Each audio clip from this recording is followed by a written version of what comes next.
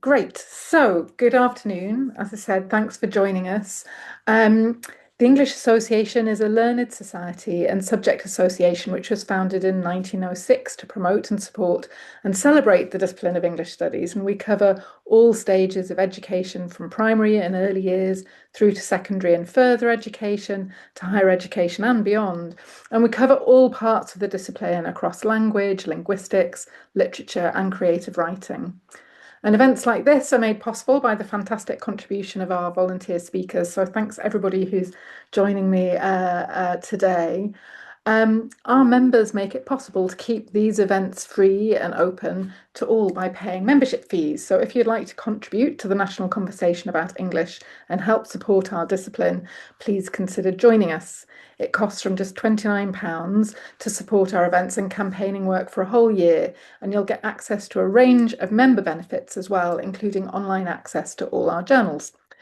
Okay, that's my pitch for you all. And now I'm going to hand over to Antony Rowland, who's going to be chairing our session today. So, Antony, thank you. Okay. Thanks, Katherine. Thanks everybody for attending and for the speakers for giving their precious time as well to speak for us today. I'm just going to introduce about 10 minutes the state of the subject report, how it originated, some kind of summary of the 2025 report, and then I've just got a couple of slides at the end, just going to link to the discussions and the 5-minute presentations later on in this session. So, first slide, the report came out of a 2022 response to the pandemic in higher education. And Becky's in the room, will know better than me, but I think this came from a report that I put together with Jenny Richards and others. And at that time, it was very specifically a response to COVID and its impact on English studies.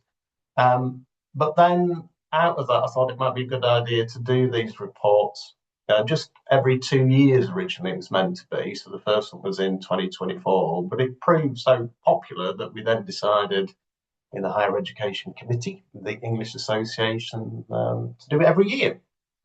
So currently we have the 2025 report. Becky, if you could click that, thanks. So what happens now is that every summer we send a set of 5 or 6 questions to the English Association Fellows, and I must thank Clare, who's in the meeting today, will be presenting later, and Ben Davis, who was head of University English the last couple of years. Claire and Ben and Becky as well were instrumental to kind of getting these questions out to people and encouraging people to respond to them so I could prepare the report. So this year we had 5 questions as a structure of research change, basically, over the last year. Have there been any changes in the delivery of teaching? More specifically for this 2025 report, the previous year there'd been lots more redundancies, as I'm sure many people know in the discipline. So we asked a specific question about that this time of what do you think the repercussions of these will be for, in that awful euphemism, the contraction of the discipline. As in 2024, we asked a question about AI. It's the first time AI popped up as a question in 2024. And lastly, we asked people, as we do every year, to make any specific comments they want to about the state of the discipline. Okay, thanks, Becky. Yeah, click down. So I'm presuming lots of people on this call have read the report, but if you haven't, this somewhere will be useful. I'm kind of summarising the summary of the responses that I did in the report anyway, given I realised time's short. So for research, basically lots of people, 73% respondents, were talking about cuts in research for their departments. Lots of people, as in 2024, talked about the increased workload for teaching, as well as this year, lots more about an increase in curriculum redevelopment. And this is in contrast to the report the year before, in which there's much more about kind of post-COVID return to, as one fellow called it, the sticky campus. So the problems of getting staff and students back into the rooms in universities, that seems to have completely disappeared in 2025. There's much more about curriculum redevelopment. In response to the question about redundancies, the phrase death spiral turned up time and time again in the responses that I read. People talking about department closures, lack of opportunities for postgraduate students, and there's kind of errant perceptions of English studies. The people in University English and the English Association have done lots about this in terms of advocacy. Getting across the idea that it's a myth that English graduates aren't employable, and the kind of rates of employment are very favourable when you contrast them over the first 5 years with other subjects like biology. But these kind of stats just weren't kind of landing, people said in their responses. The AI question this year was interesting. There were still quite a lot, a lot of negative responses, but there were more kind of, definitely a higher percentage of more positive ones, and a much more kind of acceptance that colleagues will, of course, have to learn to work with it in the future, and suggestions about how it might do that. In the last question about kind of, what's happening in the subject at the moment, lots of people, of course, returned to the third question, which was about the redundancies and how that will affect English studies, but also lots of people kind of offering, helpful comments about how, as one fellow put it, how the subject might retain its and reclaim its swagger. So next slide, please. Thank you. So rather than just kind of, carry on summarising the report, I thought for the last 3 slides, I'd just kind of pick out some responses that map onto the 3 different presentations today on advocacy, research collaboration in particular, and developments in AI as well. So just and pick out some kind of voices from the fellows as well. So 3 brief quotations about advocacy. Lots of people, of course, were saying in their responses that English is a key discipline for society in terms of publishing, but also transferable skills. And saying that, of course, we must have a concerted effort as a subject to engage with policymakers and collaborations in other areas. The second one of the quotation in grey kind of picks up on this and says, in terms of interdisciplinary work, we need to work with, for example, it says further down, nursing to explore the usefulness of linguistics and terminology. And we must think about creative writing and well-being, fiction and poetry, as it says further down, for emotional insight and healing, or working with scientists to open up abstract concepts. Now, in contrast, in terms of advocacy, the third quotation, the kind of blue background, took a different tack and said, actually, I'm not as interested in these kind of interdisciplinary approaches. What we should do is be much more assertive about our own disciplines, values and skill sets. We shouldn't kind of pretend that the subject skill sets are our own. And this is where the quotation about swagger comes from. We should be loud and proud about what English studies is about. We should be clear about that. We should think that actually literary language criticism, it says, is much more important than ever. Our awareness of the importance of expression, corrupting potential of rhetoric, our suspicion of ideology, I think we probably all know what they're referring to there, our scepticism about truth claims and so on. So this quotation is much more focused on the intricate skill sets of our own discipline rather than the focus on advocacy and multidisciplinarity. Next slide. Thank you, if you would, please. So there'll be a presentation a bit later on about supporting research. So to kind of frame that, I thought I'd talk about the responses of the fellows, which, with most of them, 73%, were uniformly negative in terms of outlining cuts in research allowances, sabbaticals, and so on. So just to pick out 3 responses from that. Somebody said I was awarded a period of research leave in semester 2. This is the kind of quotation about the kind of magical disappearing of QR funding within their institution. There were lots of comments about this. They got the research leave, but they actually did additional teaching in semester 1 to enable this. There was no funding for teaching cover, so this was actually managed by distributing their workload amongst other colleagues. Again, that kind of evaporation of QR. Somebody else said we lost all conference funding. That was a kind of a common response by about 10% of the fellows. due to funding cuts based on claims about difficulties with the university's finances, but they were saying actually they believe on financial mismanagement. And just to summarise, lots of people were saying that research allowances decrease, sabbaticals withdrawn, internal research funding cut. So there's a little picture there about optimism. There wasn't much optimism coming out of those responses, but I think that will be picked up in the presentation on collaborative research and ways of thinking about supporting research, which can kind of think about things differently rather than just talking about research funding and more about collaboration between departments and universities. Okay, last slide, Becky, if you would.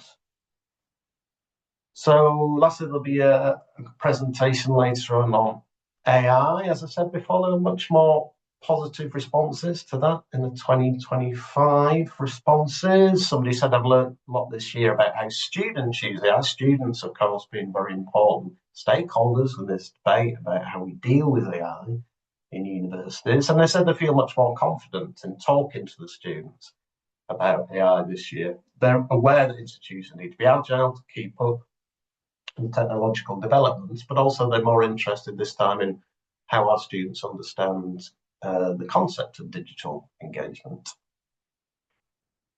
The one in grey, next to it, universities obviously scrambling to keep up with developments, but they say that they are attempting to welcome the technology as part of the discipline. Universities, they don't have much idea yet how it can work, but they say that AI revolution could work to the discipline's advantage, because subjects like law, business and accounting are perhaps more to fear from the development of AI because they are less interpretive, more data-driven.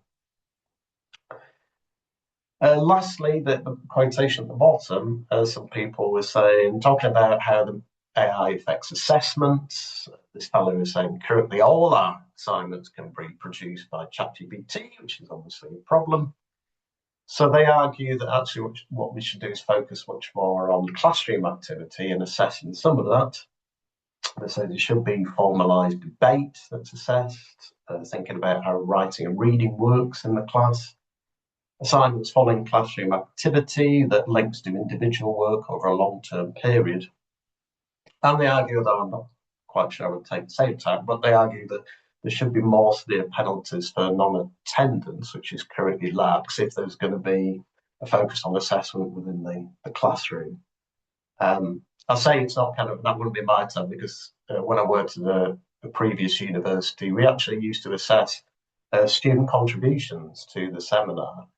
And if the student didn't attend, it was quite high, it was about 70%. They would be capped at the pass mark. But we were told by an external that we couldn't do that anymore because we'd be penalising the student twice for not doing the assessment, but also for non-attendance. Okay, I'll end there on that technical note. I'll hand over to people who know much more about these subjects than me. Thanks, Katherine. I think it's me, Antony, next, because I think what we're going to do now is have a brief Q&A session. Becky, is that opening in the chat or is it opening in the Q&A? Yeah, in the chat box, please, if anyone's got any questions. Yeah, please post your questions in the chat box and I'll try and field them as best I can. In the meantime, thanks so much, Antony, for that amazing presentation and for all your work on it. While people are thinking about their questions, is there any questions from the panelists later on in the meeting that would like to raise a question?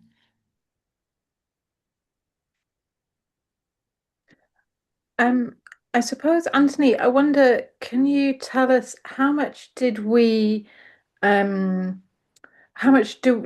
people about the kind of institution that they're coming from, or do we not capture any of that? I'm just wondering whether there's a sense in which we're capturing a particular kind of, in a sense, university demographic or not, or kind of regional distribution, or do we not go there with the survey? Yeah, thanks, Katherine. I mean, with it being an anonymous survey, of course, it's difficult then to get those kind of stats together. Some people self-declare in their response that they're from a particular kind of institution. They don't tend to identify, obviously, with it being anonymous in particular institution. We've talked about this before with Becky, whether it might be possible to Yeah, get more of those kind of statistics if there's a way of doing that while keeping it anonymous as well. It's obviously tricky to do that, but something we could think about further. So yeah, we do get a sense then of geographically what we're talking about, what the response is in terms of institution and so on. There's a question from Rosie Miles in the chat, which follows directly on from Catherine's question. How many people/fellows responses is the report using? Yeah, from recollection, Becky again will know better than me, but there's usually about kind of 30 to 40 responses every year. And thanks again, Claire, given you're on screen at the moment, for helping. These you've answered this for getting those responses in.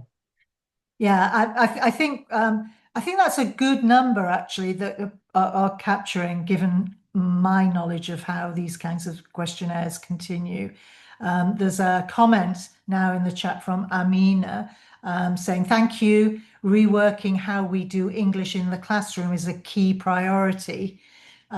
Any advice about how to go about this? Big question. Clearly, it will need a big adjustment. And I think this is going to be addressed slightly later in the session, in part about when we've got a very brief presentation about AI as a specific response to the report's comments. But any big thoughts, Antony, about challenges, how we modify curriculum in what we do in the classroom? I know the English Association has got a curriculum and assessment review report, for example. So either over to you or indeed Katherine or anybody else on the panel. Yeah, big question, English in the classroom as a whole. I suppose maybe I can address it in relation to assessment, picking up on that last slide. So I'm very much interested in that, how we return to the idea of assessment in the actual classroom. As Jeanette will know, at the university we work in, many years ago, we used to do kind of in-class tests in the classroom. As I said, at previous university I worked for, we did kind of assessment of actual student participation and discussion. I think given the kind of response of the fellows, a lot of them in 2024 were talking about how we would need to return to exams as a response to AI. That has kind of disappeared a little bit this year. I think there's an acknowledgement that that isn't going to happen. So hence there's this kind of more interest, I think, at the moment in how we use actual classroom activity in terms of assessment. I know it's not addressing the wider picture, but specifically in terms of assessment, I think I'm very interested in how that might go over the next few years. And the classroom space more generally. Amina is obviously having she's got a very specific comment now. And I'll read it. We have been working in Leeds Trinity with plant scientists to examine how creative writing in the community helps increase engagement with safety in plant health. Funded by DEFRA and resulted in a poetry anthology and a report. So that shows how writing poetry can do what writing poetry can do that no amount of diktats on policy can achieve. And I think that's a really interesting comment. And that will also come up later a little bit, but it's nice to see when we were putting this session together that we were very keen to hear responses, positive responses from our communities. And there's a very positive response about research collaboration and moving outside the obvious state of the classroom. There's a question now from Hadas. Thank you so much. Have we considered perhaps that our subjects' unique engagement with the corruption of rhetoric, and that's a nice way of putting it, and our skepticism towards truth claims contributes to funding cuts? Perhaps not all stakeholders share these values. So that's a question about values and English. Antony, what do you think about that? Look at it rather, suppose if it's contributing towards, does that mean then that the policymakers are kind of, or other people are talking a different kind of language to our own, or don't kind of understand that ideological skepticism towards truth claims? Yeah, that's an interesting question, because that kind of means that there are different kinds of rhetoric, different kinds of language going on that obviously we might be very aware of as linguists and people interested in the literature, but it's not quite the same coming from that direction of other policymakers. It's difficult. It's kind of then it leads to a kind of doubleness, isn't it? That we have to play kind of two games simultaneously. We have to understand where those people are coming from in order to engage with them at the same time as being kind of slightly sceptical towards it. It's a difficult balancing act. Yeah, I mean, there was a few years ago quite an active debate about values and English studies. I suppose the way that we could start to think about that again is how it crops up in the responses to the subject survey. In fact, I think that might be something that we could think about. John Wrighton has a question. To what extent is the subject, this is to follow the skills and assessments agenda again, to what extent is the subject responding to the defence and resilience skills agenda? Is this appearing as part of the curriculum redesign or part of HEI's innovations in programme delivery modes? Again, big questions to be answered in, I don't know how many more minutes I've got left, Becky. Are you keeping an eye on time for us? Yeah, I think this is probably the last question. Yeah. Thank you. So we'll, and Antony, and if you could, you've gone. I've lost you on stage. Oh, there you are. Antony, if you can begin to answer that. I think my immediate response to that would be yes. The English Association has been very active in trying to intervene, contribute to, and rethink both curriculum and skills assessment. In fact, there was a big skills event at Crash in Cambridge only a couple of weeks ago. Becky, do you want to say? You could have the last few words before I move on, in fact. Is there anything you'd like to add? Thank you. Yes. Well, I mean, just looking at John's question, which was about the defence and resilience skills agenda. Defence and resilience, I haven't seen that come up actually really at all in the conversation about skills or in curriculum redesign in schools where we've been doing that work. So maybe you and I can touch base after this and I can find out a bit more. That would be really helpful. The skills event that Claire was just mentioning that took place at Crash was part of our work to get more granular about how we support students to describe the skills that they gain when they study English, because everyone can say that they help their students be creative or critical thinkers. There's a report coming out from that event in the next couple of weeks, so watch this space. Thanks so much, Becky, and thank you, Antony, for all the work so far. You're going to pop up again towards the end of this hour, I know, to do a summary. But now it's over to me and Katherine, back to Katherine Baxter, in fact, because one of the ways we thought about structuring this section, our response to the report, was that it would be important for us as learned societies, subject organisations, research centres to show what we're doing alongside what you in the subject community are doing and where there are connections. So here I'm going to speak exclusively as Director of the Institute of English Studies at the School of Advanced Study. Much like the English Association, a core partner for us, we support, promote and advance research in English in all areas of English, wherever it's found. And we're particularly interested in the research pipeline, so postgraduate, taught and beyond, but research wherever it is found, in fact.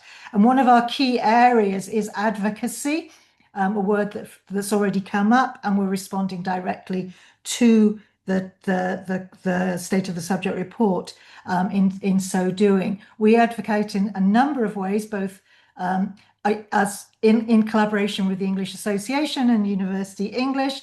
We work with the English Association and University English to support departments at risk, to provide advice. There is a department heads of department toolkit. We actively and confidentially work with heads of departments, programs and leads. So quite small advocacy there. We're also working on a very big advocacy project that complements the work of the English Association and University English. Several of us will be at a parliamentary breakfast in a few weeks' time, advocating for English both in policy and practical ways, aligning with the National Year of Reading, and advocating for English in policy, talking to MPs and lords and ladies, in fact, Westminster. Amplifying our voice at Westminster is critical, I think. Finally, we try and offer IES a home for research.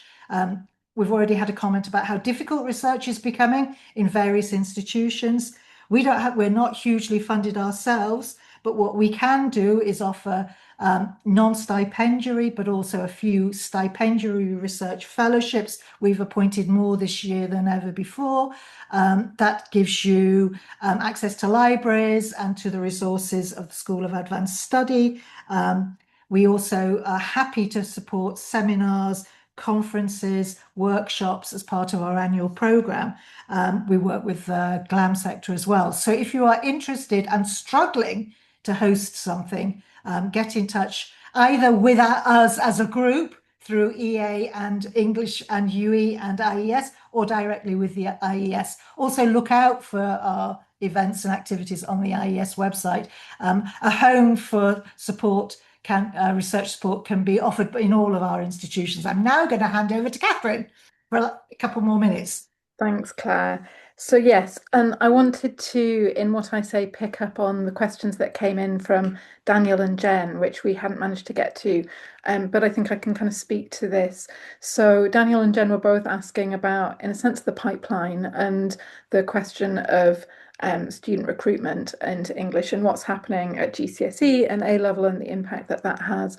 And so, as I said in my very initial introduction, the English Association, we work right across from primary and early years through secondary and further education into higher education. We have 3 committees who kind of cover those 3 areas, and we work quite closely together. And so when we're, for example, the skills event that we held in Cambridge a couple of weeks ago brought together people from across those kind of 3 areas of English education, primary and early years, secondary and further, as well as higher, to think about the specifics of the skills that our subjects or our kind of discipline of English in its broadest sense inculcates and fosters.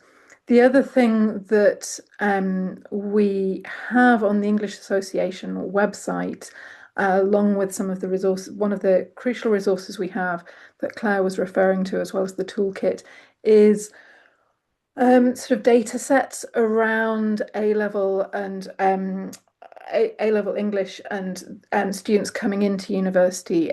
So we've worked with SUMS, a kind of consultancy firm, to dig into the data that is there in UCAS applications and so on, to understand what's going on with the kind of broad picture and looking at that regionally and trying to dig in as well to understand what that looks like in terms of subjects and programs, because a lot of the time the data that gets shared at universities and that universities often work with is using quite high level category data, so what gets called CAR data, CAH, and it often is used at quite a high level, which is generic of English, rather than thinking about English language and literature, English language, linguistics, creative writing, and kind of teasing those things out. So we've been trying to kind of, and when we've been looking at that data and monitoring it with SUMS, and we then when we work with departments at risk, we usually will try and help them navigate some of that data and use it effectively to understand their own position and inform counter proposals that they might be putting together. I did want to say one last thing before we move on, and that is that beyond collaborating across the different sectors and across our 3 subject grouping, the 3 organisations of the English Association, University English and IES, we also work really closely with other arts and humanities subject associations, not least through the Arts and Humanities Alliance, which brings together different subject associations like the Royal Historical Society or the Historical Association. And we recognise that in many instances, we're facing similar challenges and similar opportunities to fellow subjects in the arts and humanities, and that by working together we can pool resources, share innovations, and kind of support our subjects together rather than in competition.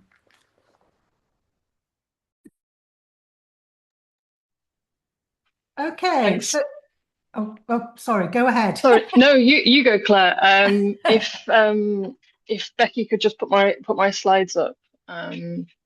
So yeah, we're now had some thoughts about advocacy. We're now moving to think about how research is supported with specific examples from the Newcastle Postcolonial Research Group. And now over to it's Hayley, isn't it? And Yes. Then Hayley, you can pass on. Sorry, I'm getting into chair mode.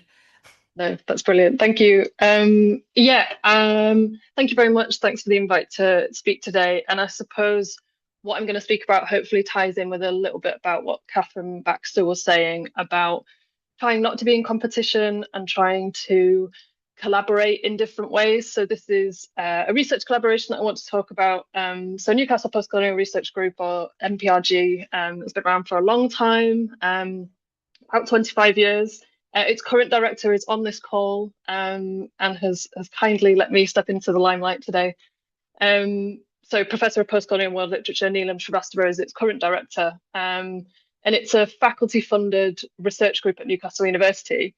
But I suppose one of the interesting things that colleagues have been doing, so I've been at the university for just a few years, but colleagues have taken what could have been this kind of hermetic and exclusive faculty-funded research group and used it to create a regional hub for postcolonial research. And it now has long-standing relationships with Northumbria University, including through people like Katherine Baxter, who is a kind of tireless contributor to NPRG and to its events, which I'll talk a little bit more later about. But also Durham universities, and we have kind of looser connections with Teesside and with Sunderland. Key, I think, and this is kind of the third bullet point on my slide there, key to this is that directors like Neelam perform a kind of devolution of the organisational leadership of the group and allow members like me, as well as postgraduate researchers, to contribute actively to the kind of steering and direction of the organisation, contributing ideas for what we might do, funding strategy, as well as events. And this is, I suppose, in the context of the report and rising workload, which I'm sure everyone can kind of sympathise with on this group, is not only kind of useful, but is also about trying to get buy-in and trying to include researchers at different levels in the kind of creation of a shared research culture.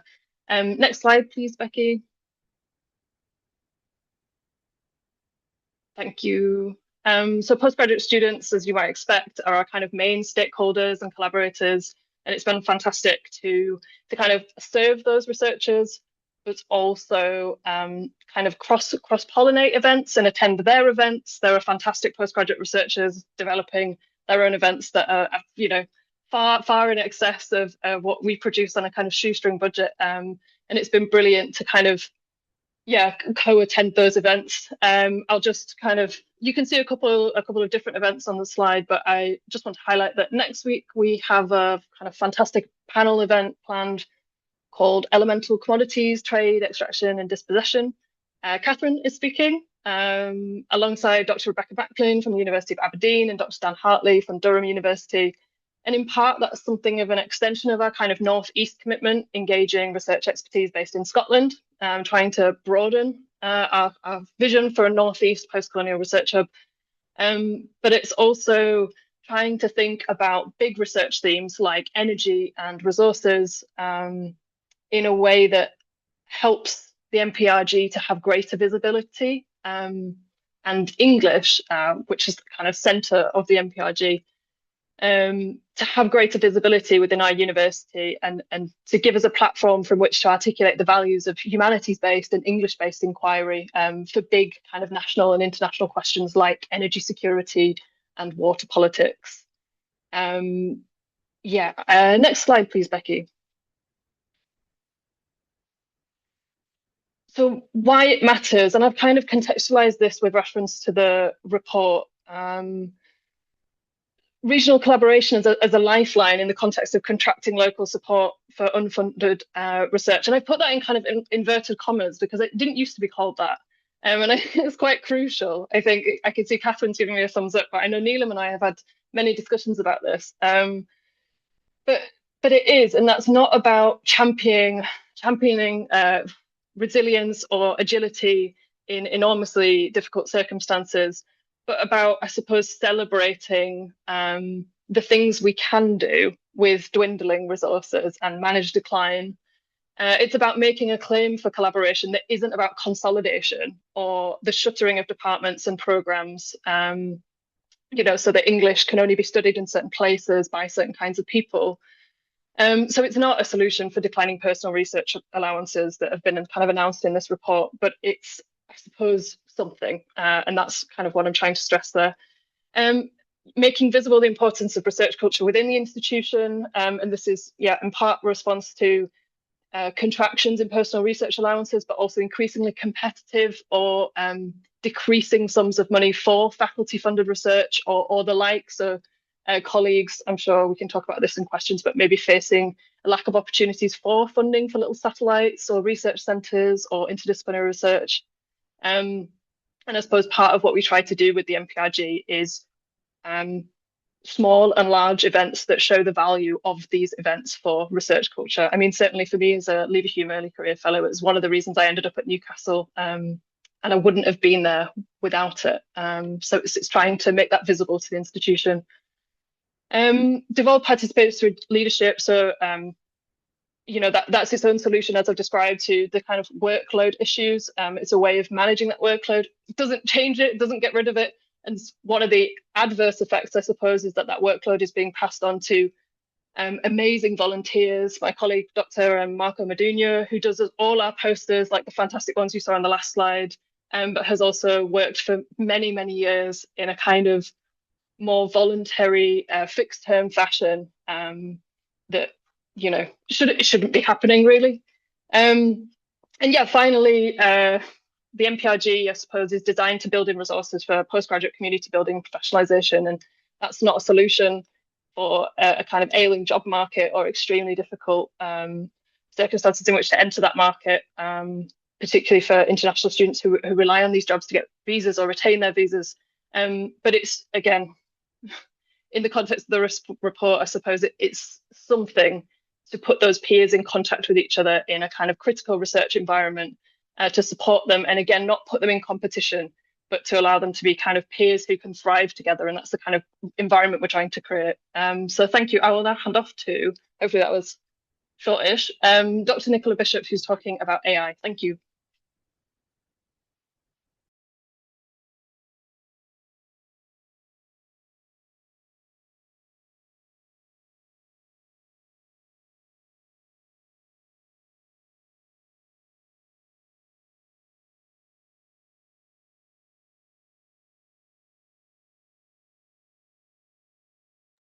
Nicola, we can't hear you. Yeah, sorry. Okay, my computer flashed up saying it wanted to do updates and then took away my Zoom screen, but I've got it back. Yes, always the timing. Thank you for that, for handing over. So I'm Nicola Bishop. I'm the academic lead at De Montfort University, but the work I'm doing at the moment is with my former colleague, Dr. Jeanette Carpenter, who still works in the School of English at Manchester Met, and we worked together for a number of years. And this is some work that we've done that we wanted to sort of share and to think about. And together we collectively talk a lot about AI. And I've used this line from the report: AI is here to stay, and we need to learn how to work with it, as the heading for this, because I think that's where we're at in our thinking. And so I wanted to share some of those thoughts. Let me move on slides. Yes. So I think the big thing, and 3 or 4 minutes to do AI and is a big task. It's a huge part of the subject at the moment. It's a huge part of universities and the world at the moment. So it's a massive topic. I think some of the things we really wanted to really push in a couple of minutes that we've got is about the fact that we need to rethink assessment. I think we all know that we can't spend all of our time chasing student plagiarism now. We can't spend our time policing what students produce, because that's not our role. We're educators. We should be They should be about learning, and assessment needs to fundamentally change for us to capture students' learning. And AI isn't radically changing as much as we might think. It's actually just surfacing existing issues. So we know there are issues around engagement, around learning, but also pedagogical issues. What are assessments for? The sort of value of authentic assessments in an employability sense, if we want to be quite narrow, but also in terms of learning and what it means. So there's some issues that were already there and have been there for a while, and AI has really surfaced those. And actually, it gives us an opportunity to be quite revolutionary in how we address this as a subject and also in higher education more broadly. And I think the two clear routes that come out of this from our thinking when we've been talking, Jeanette and I, is that we need to do a blend of two things. We need to have assessment that includes what we've called intentional and scaffolded critical and ethical engagement with AI tools. We need to talk to students about issues like sustainability. We need to think about the ethical use of AI. We need to talk to them, and we need to do it in a very intentional and scaffolded way. Because there's research recently that's done sort of meta-analysis that says if we leave students to do it passively, it prevents us from, we're not learning if we're just going to use AI. If we do it in a scaffolded way, in an active way, we can enhance learning. So that's the path we really need to take. We can't just spend all of our time trying to work out which essay has used ChatGPT and which hasn't. That's no longer kind of the point of where we're at. The other thing, though, to balance that, if we're going to say, okay, we will bring AI in intentionally and in a scaffolded way and we'll let students use it, then we also need to balance this by having assessments that precludes AI use, and not in a kind of chasing it down. Oh, does this question not quite perhaps be something that ChatGPT can do? But actually in thinking about human-focused live assessment. And I think we can look to art and design and other subjects where they look at the process and not the product. So how do we examine and sort of think about the learning that's taking place, and how do we assess that?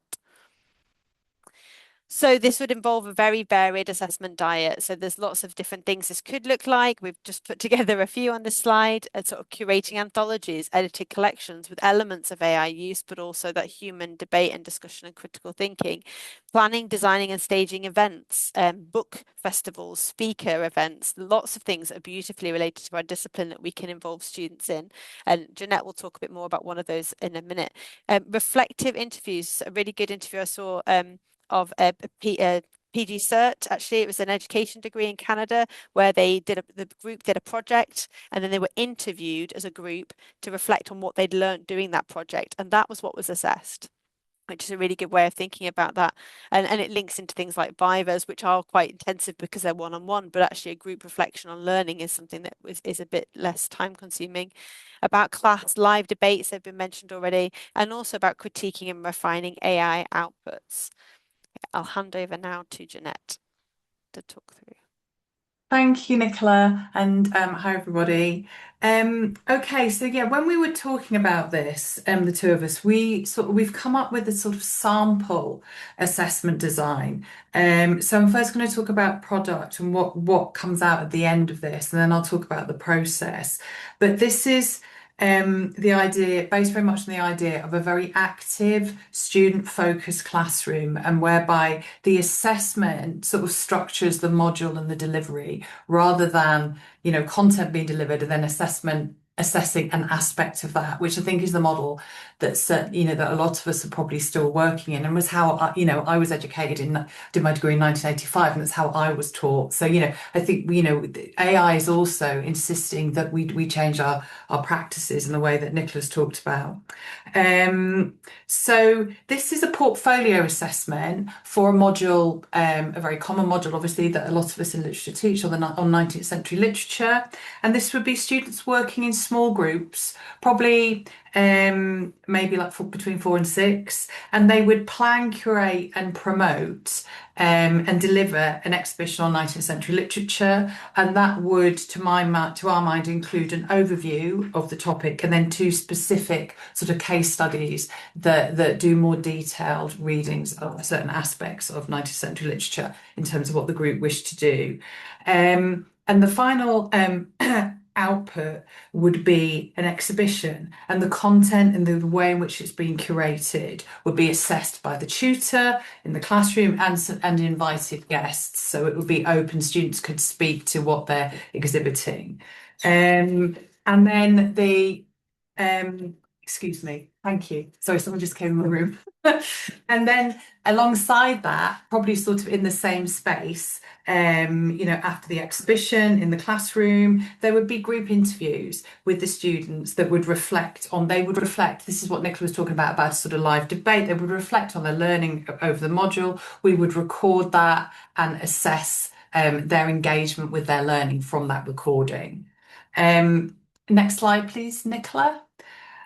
And then this is more to do with process. So how we envisage this portfolio, 50% of the grade would probably go to the exhibition, and then the other 50% would be divided between the group interview and what we've called a sort of working logbook or scrapbook that would show the students' research, planning and design. They'd submit this at the end of the module, and they'd bring it to class every week. They'd augment it in the classroom, and the classroom activities would feed into the augmentation of that work. So again, the classroom activities are working with the assessment structure. And then finally, in terms of what we were talking about scaffolding AI, something that we thought we could do as part of this module is those initial catalogue entries that they're making for their exhibits. We could ask them to use AI to generate those and then critique and re-articulate them. I was actually thinking about maybe swapping between the groups, critiquing each other's, thinking about, this is what can the AI do, but what doesn't it do? What would they want to add to it? So it becomes a scaffolded assessment in the classroom. So a very clear sort of structured engagement with AI that talks about its potential, but also its limitations. I'm very aware that I'm probably running out of time, so I'm going to stop now. Just a very, very quick plug for a symposium that Nicola and I are running on the 1st of July that is about innovation in English teaching, and that we will actually be talking in more detail about AI and how we see that figuring in the classroom. Thank you so much.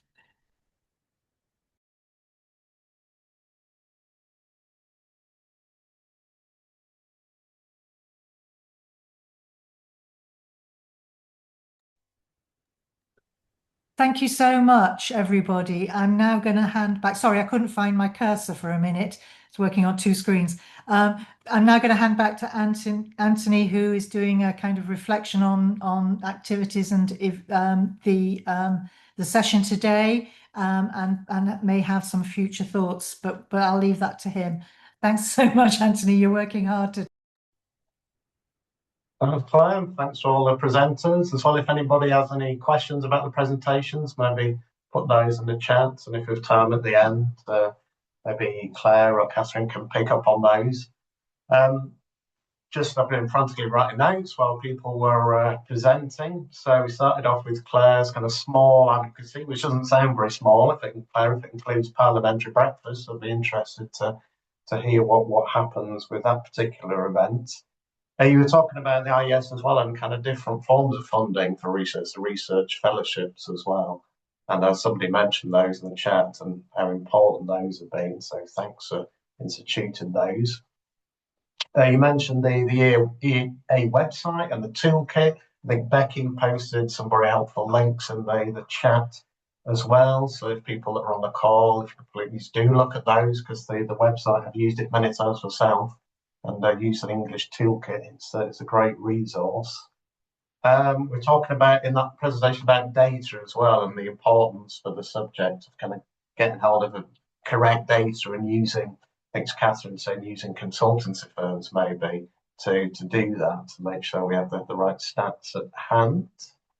Then going on to the research section, the importance of the kind of regional hub, which I liked, the great kind of model for research and research group activity, which kind of is funded as a devolved organisation.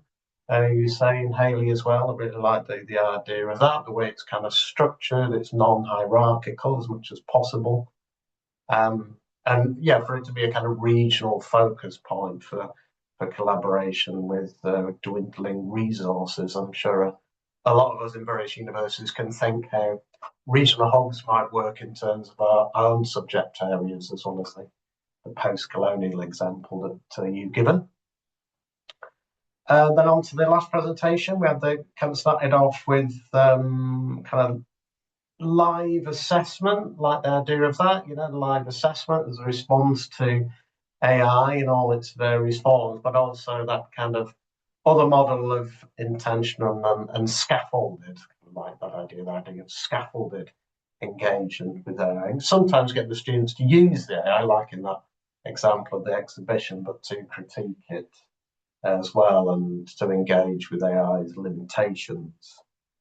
Process, not product, you were talking about, focusing on assessment of classroom practice and process of individual learning rather than the problems of the end product, like the essay, being more and more difficult in terms of AI. Group assessment, the exhibitions, you see much more emphasis on that kind of assessment of group activity rather than the individual essay assessments that we used to in the past. And then you're talking about the kind of the potential for those group assessments, but also the kind of difficulties then of having assessments based on individual students and the problems of vivas, which is something I know about because I worked at university once where we did, for one particular module, interview each student individually, which took a lot of time, as you can imagine, for a kind of core module with 120 students on it. And it's important to note that also Nicola and Jeanette have offered to do a full session for the English Association in the future on AI and assessment more generally, which we very much hope we can set up. And also to note, they haven't forgotten about John's point about defence and resilience skills agenda that we might pick up as well in the English Association. So we haven't lost that point as well. So thanks very much. That's like a summary of what's happened. Does anybody have any questions to ask of the panelists? Does anything come in? There's a question from Mick Sheldon saying, and I think this is probably for Becky and for Katherine, but Antony, you'll be interested in this as well. We'll all be interested in this. It's an important moment of how we all collaborate and work across all our different sectors. The question is, why do we not focus on English in adult education? We have money and memories of extramural and WEA English, which offered the kind of literary and cultural criticism you seem to want to offer alongside existing curriculum developments. So, Katherine, do you want to come in on that first, or Sure. Becky? I mean, I can do. I mean, I think it's interesting that it's not something that really has been flagged in our reports, and that may tell us something about the makeup of our fellowship and our reach. And that's something that we can go away and think about in terms of how we're reaching. But I think also following the tortuous path of the lifelong learning entitlement, I think, and seeing that finally start to kind of have numbers attached to it and kind of in terms of the proposed legislation, that's something we have been watching, I think, but possibly from a distance, and which is going to have an impact not just on English, but across the board in terms of university and FE, particularly delivery. And so I think it is something that we will need to be thinking about. And I'm sure, given the EA's regular contributions, and we also work, I think it's probably worth also flagging that we work with the Common English Forum, which kind of brings together a much larger group as well of different subject associations, including the NATE, for example, the Teachers of English, and Creative Writing, the Norway organisation, and others, where I think we're likely to be thinking about the lifelong learning entitlement and its impact on English across the kind of the sector of our subjects, and that's going to look different in different areas. But thanks, Mick, for raising that. One other thing, just before we wrap up, Jeanette and Nicola, Freddie was saying, please can you share the details of your 1st of July symposium? So if you've got time to tap them into the chat for everybody, that would be brilliant. Thank you. Yeah, there's a comment about the lifelong learning entitlement actually in the chat, Katherine. So thanks so much for anticipating that and broadening the discussion. I'm going to wrap up slowly here if there's no other, or quickly, if there is no other questions. Just a question, Clare, about that. I don't know if Jeanette and Nicola can answer it in 30 seconds. How do we save the long essay?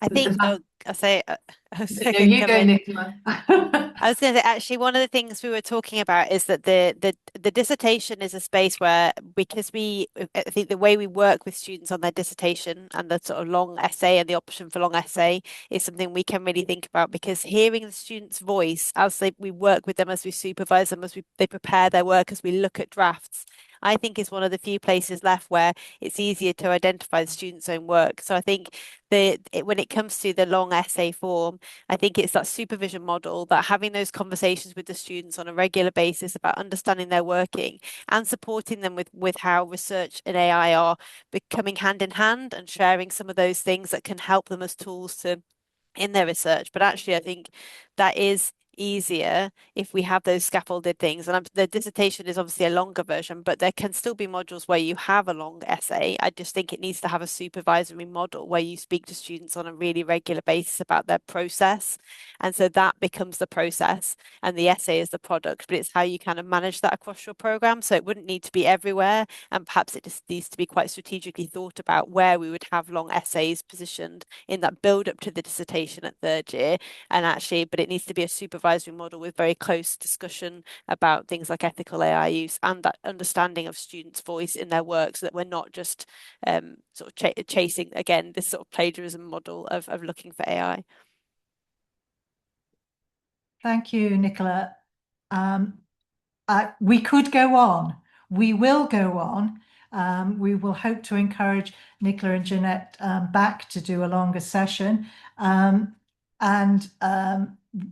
But I also want to, at the same time, thank Neelam and Hayley for that inspiring, all the presentations have been inspiring, but particularly for that inspiring, long-lasting, community-building, non-hierarchical, sustained research, and for that careful positioning of research. And this is true of the AI presentations as well, like careful recognitions of the ethical importance of the ways in which that we include all our voices and address all the voices of the field. But I also finally want to thank Becky and Antony, who do huge amounts of work behind the scenes to get these state of the subject reports out for us to consider and think about. It's our aim and our wish to be in dialogue with all our community and to learn from you whilst we support you as best we can. And I think this session has been a model of that. It will be up on the English Association website, so please do share it widely amongst your communities and networks. And thank you so much for joining us today.